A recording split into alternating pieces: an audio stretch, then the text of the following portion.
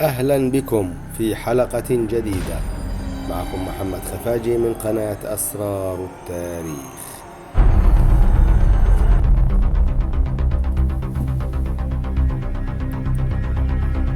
لقد تحدثنا لكم في الحلقة السابقة عن الملك الخامس من الأسرة السادسة، وهو الملك بيبي الثاني.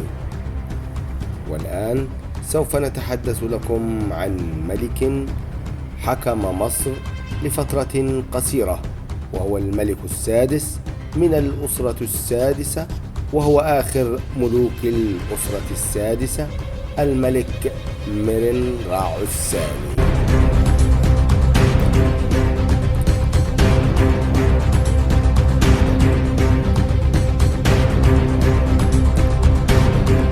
إننا لا نعرف الكثير عن حكم هذا الملك، وتولى العرش بعد الملك بيبي الثاني كما ذكر مانيتون، وقد تولى الحكم خلفا لوالده الملك بيبي الثاني كما مذكور في قائمة تورين للملوك.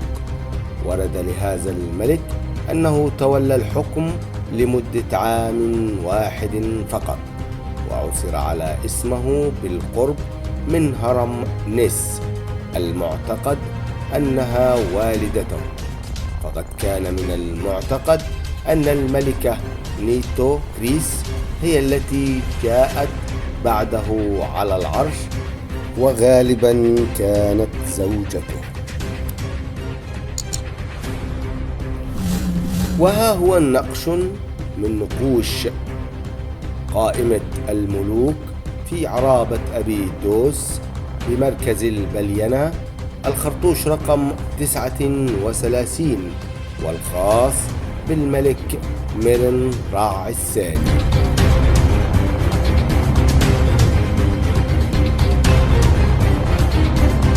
وكما ذكر مانيتون أن هناك ملكة تدعى نيتوكريس، والتي حكمت البلاد بعد الملك مرن راع الثاني.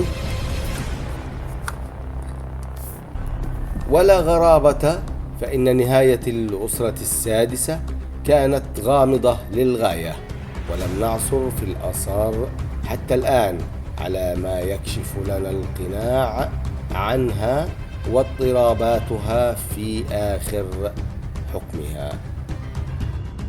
وأخيرا تم اكتشاف مقبرته في سقارة، وفيها رسم له. وإلى هنا نكون قد انتهينا من حلقة اليوم، وإلى أن نلقاكم في الحلقة القادمة بإذن الله مع ملوك الأسرة السابعة وبدايتها. والسلام عليكم ورحمة الله وبركاته.